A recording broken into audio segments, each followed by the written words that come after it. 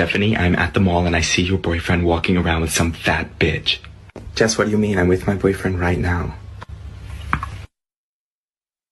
Bismillahirrahmanirrahim. Assalamualaikum warahmatullahi wabarakatuh. So based on the short animation just now, my group is delighted to share with everyone regarding our topic, which is spying and their impact on psychological and social life in Quranic and Hadith perspective. So before we dive for them, I would like to begin with the outline that we will cover in this presentation. Firstly is the introduction. Secondly is psychological impact. Thirdly, social impact. Fourthly, will be the influence of social media. And lastly, we will come into the conclusion. Each of this section ties back to the teaching from the Quran and Hadith, which emphasize the importance of respecting privacy and fostering trust in a society. So now, this is from the Surah Al-Hujurat, verse 2.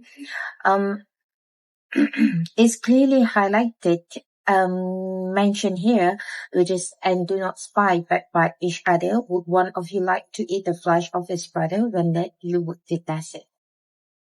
This verse paints a vivid picture of how detestable such action in the sight of Allah. Similarly, in the hadith narrated by Abu Hurairah, the Prophet Muhammad, peace be upon him, said, "Beware of suspicious, for suspicious is the worst of all steals, and do not look for other faults, and do not spy." Now we are moving on to the Tafsir al-Sa'di, which is my reference, which further explains this guidance as a call to avoid delving into others' private matter, which can lead to harm. Dear brother and sister, if we look at in this situation, when we go into the spying, it's more likely will lead you into the negative thing. And when we think deeply, it's the act of spying never being a good things to people, either for the one that spy or the victim of the spying itself. So why this guidance matter? The act of spying or seeking out other fault is more than just a personal sin. It disrupts the harmony of society itself. We can see that the moral corruption on which the spying often stems, that suspicion and unhealthy greed that corrupts the heart of the mind. We always have doubting about other people, about our friends, about our family, or even our partner. If we practice this in our relationship. Secondly, it's also about judgmental society. When everyone starts invading others' privacy, society becomes judgmental and hostile, on which we always keep thinking that we always categorize people. You are in which level, you are in which case of the society themselves. And lastly is erosion of trust, which privacy violation damage relationship, creating an atmosphere of mistrust and division. When we tend to practice the act of spying, we eventually don't really have that much trust to our people. I will put this somewhere. If you are not trust your people, how can you work together and even come up with a great teamwork? So Islam emphasizes leaving people private matter alone to maintain mutual respect and peace. This teaching safeguards both personal dignity and social harmony, highlighting its importance in building a compassionate community. Assalamu alaikum warahmatullahi wabarakatuh. I'm NAILA SALEEM and my matric number is 2312934. So today I'm going to talk about the psychological impacts on the perpetrator, and hadith on privacy and dignity, and then Islamic ethical guidance. So the question is, how often do we consider the harm our actions might cause, not just to others but to ourselves too? So spying and stalking negatively impact perpetrators spiritually, mentally and socially, and there are 4 ways which affects us. So the first one is spiritual consequences. These actions contradict Islamic values of respect, modesty, and empathy. Repeated sin weakens the connections with Allah subhanahu wa ta'ala, leading to feelings of spiritual distance and moral decay. And then we have guilt and anxiety. Perpetrators with a sense of morality may experience guilt, regret, and psychological unrest for violating others' privacy. Over time, this can lead to chronic anxiety and even depression. Now we have desensitization to sin. So desensitization to sin is engaging in spying or stalking. Repeatedly hardens the heart, like reducing empathy and making it easier to continue like more harmful behaviors. So this creates a cycle of sin that is difficult to escape. And next is damaged relationships.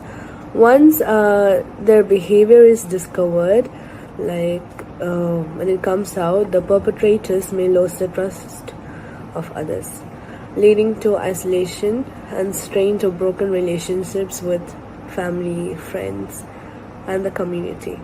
So these psychological and social consequences remind us why Islam prioritizes respect and dignity. Now we move on to the Hadith on privacy and dignity. For that, we have avoidance of suspicion. Suspicion is described as the most false of speech because it often lacks evidence and leads to false assumptions about others. And then condemnation of spying. Spying violates personal boundaries and trust, which are essential for societal harmony. Prohibition of envy and hatred. These emotions breed negatively and lead to destructive behaviors, further disrupting community relationships. And then encouraging of brotherhood. Brotherhood is all about respecting each other's dignity and like build up stronger communities. It often reduces conflicts. And the Hadith concludes with a call to unity and mutual respect, emphasizing the bond of faith among Muslims. Okay, and now we move on to Islamic ethical guidance. But before that, in real life, in today's world, like spying and stalking can also happen online, such as through social media or hacking into personal accounts. These actions are just as harmful and violate the same principle of trust and privacy. And before we act, we should ask ourselves, like, would I want someone to invade my privacy or dignity in this way? So these are like real life experience. Application. Okay, so Islamic ethical guidance. First one is repentance and restitution. If someone has engaged in spying or stalking, they should seek Allah's forgiveness, cease the harmful behavior, and where possible make amends to those harmed. Then counseling and support. Victims of spying or stalking are encouraged to seek emotional and psychological support, as Islam values mental and emotional well-being. Community accountability. Islam encourages communities to uphold justice and prevent such harmful behaviors by fostering an environment of respect and mutual care. So to conclude, Islam teaches us to uphold respect, trust, and dignity in all aspects of life. Let's strive to apply these values in our daily lives and create a society where everyone feels safe and valued. So this is from my part. Thank you. Assalamu alaikum wa rahmatullahi wa barakatuhu. I am SANIYAH AQUIL from Group 6 presenting about psychological impacts of spying and stalking in Islam. In Islam, both spying and stalking are considered reprehensible behaviors that undermine the fabric of trust, respect, and harmony in society. These actions not only violate personal boundaries but also lead to profound psychological harm for both the victim and the perpetrator. Islamic teachings rooted in the Quran and Hadith emphasize the sanctity and privacy and the need to uphold dignity and emotional well-being in all interactions. The Quran explicitly prohibits spying, recognizing it as an invasion of privacy that can erode trust and cause emotional distress.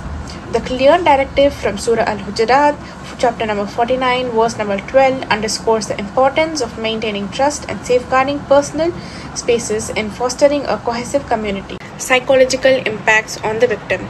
From an Islamic viewpoint, the consequences of spying or stalking are contrary to the protective principles Islam seeks to establish. First, anxiety and fear. Constant surveillance or unwelcome attention induces chronic stress, making the victim feel unsafe and vulnerable. This goes against the Islamic teachings of providing peace and security for others. Violation of trust. Knowing that someone has intruded upon one's private matters damages trust in relationships and erodes confidence in the broader social fabric. Trust is a cornerstone of healthy relationship, and its loss can have lasting repercussions. Disruption of peace. Islam holds personal peace and tranquility in high regard. Acts such as spying and stalking disrupt this serenity, depriving individuals of the mental and emotional stability Islam seeks to preserve. Addressing stalking in Islam. While stalking is not explicitly mentioned in the Quran or Hadith, Islamic teachings promote principles that inherently condemn such behavior. Respect for personal boundaries is deeply ingrained in Islamic ethics. Muslims are instructed to lower their gaze, approach others with humility, and ensure that their actions do not cause harm or discomfort. Allah commands in the Quran, "Tell the believing men to lower their gaze and guard their chastity." Surah An-Nur, chapter number 24, verse number 30. This verse highlights the importance of modesty and the need to avoid any behavior that might infringe upon another's comfort or dignity. Additionally, Islam strongly advocates for non-violent and respectful interactions. The Prophet Muhammad, peace be upon him, said, "A Muslim is the one from whose tongue and hands the people are safe." From the book Sunan and Nasa'i 4998. Stalking, which creates fear and emotional turmoil, is fundamentally opposed to these principles of safety and respect. Assalamualaikum warahmatullahi wabarakatuh. My name is SUNDUS 231-268. So my part is the mental health and social media, which is there are three parts of it, which is the unrealistic standards, negative effects on self-esteem, increased anxiety and depression. Unrealistic standards such as the social media showcases idealized lifestyles and appearances and leads to constant comparisons and fostering dissatisfactions. For the negative effects on self-esteem, which is the pressure to match unrealistic standards, can cause feelings of inadequacy and low self-worth. And for the increased anxiety and depression, which is the fear of missing out, FOMO, affects mental health. Overexposure to others' curated lives heightens stress. 231-638. So my part is the mental health and social media, which are three parts: unrealistic standards, negative effects on self-esteem, increased anxiety and depression. So for the unrealistic standards, social media showcases idealized lifestyles and appearances, which leads to constant comparison, fostering and dissatisfaction. The Quranic verse is, social media shows ideal lives and appearances, making people feel they don't measure up. Islam encourages gratitude. For the Quranic verses for this one is, "If you are grateful, I will increase you in favor," which means focus on blessing instead of comparison. For the increased anxiety and depression, fear of missing out affects mental health. Overexposure to others' curated lives heightens stress. Seeing others' perfect lives creates anxiety. Islam teaches calmness through prayer. In the remembrance of Allah, do hearts find rest. Prayer and dhikr reduce stress. Quranic verse 13-28. For the negative effect on self-esteem, pressure to match unrealistic standards can cause feelings of inadequacy and low self-worth. Comparing to social media can lower self-worth. Islam reminds us to value inner character. Prophet Muhammad, peace be upon him, a believer is not involved in taunting or indecency. Be kind and focus on piety over appearance. So the tips for Islam about for these three topics is pray and remember Allah to calm your mind, spend time in nature to recharge, focus on real, kind relationships, not fake online standards. Thank you very much. Assalamualaikum warahmatullahi wabarakatuh and good day everyone. My name is Siti FATIMAH binti AHMAD FUAD. My matrix number is 2317198. Today, I want to talk about the social impact of spying and stalking in the perspective of Quran and Hadith.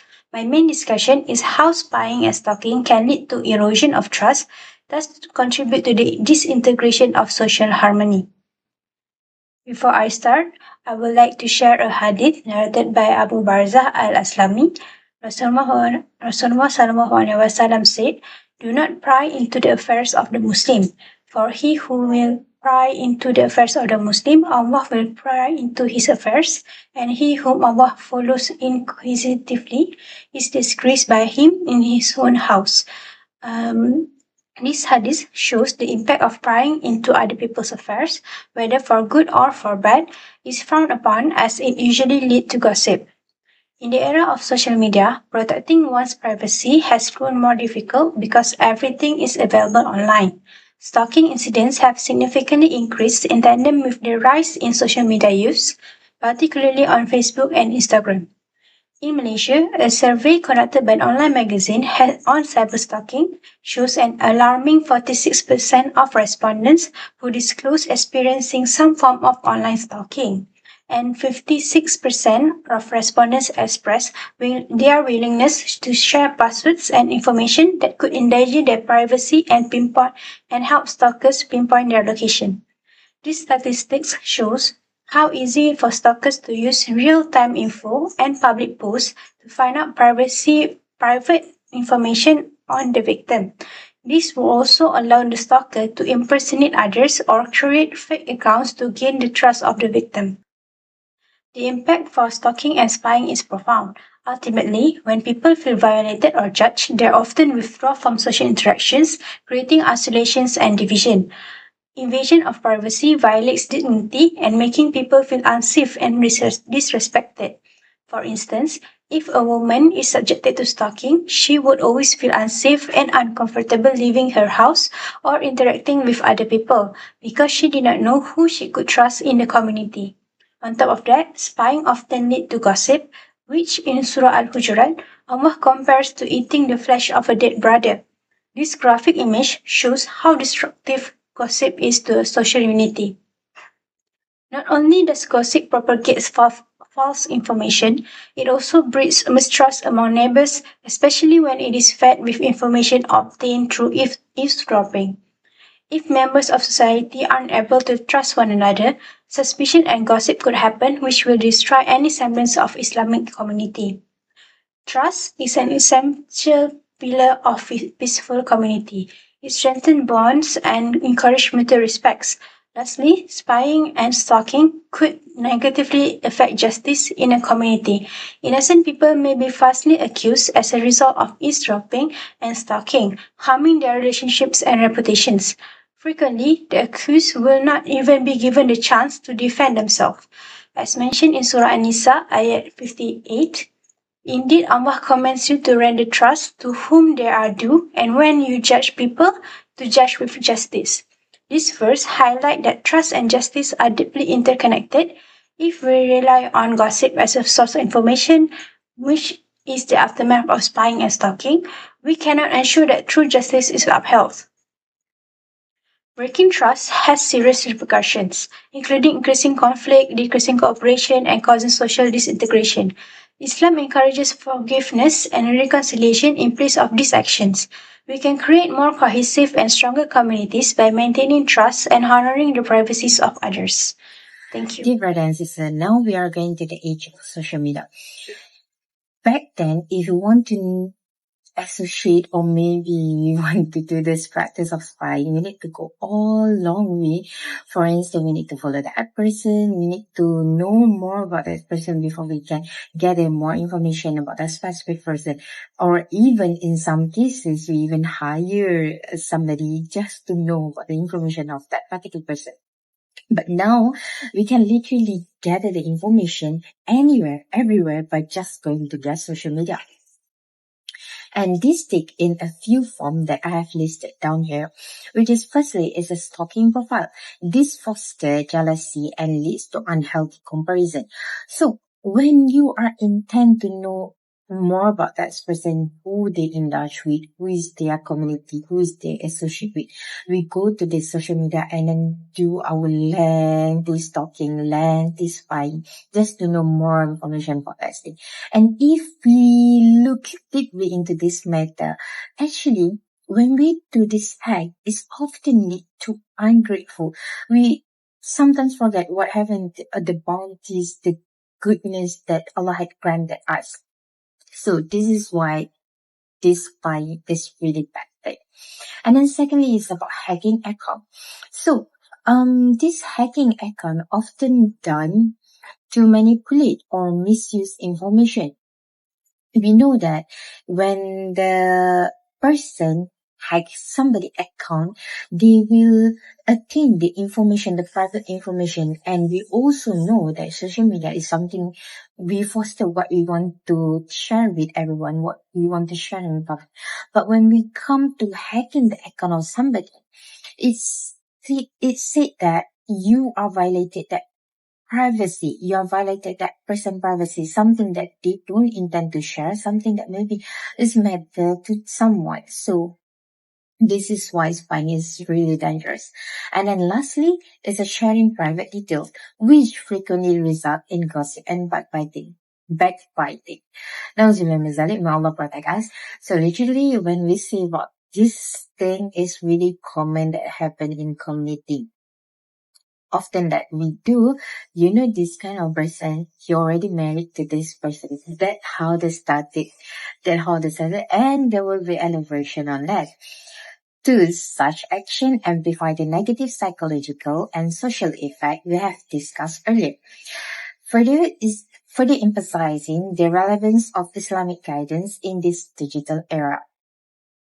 So to conclude, the prohibition of spying is not merely a rule, but a moral foundation for building a respectful and harmonious society.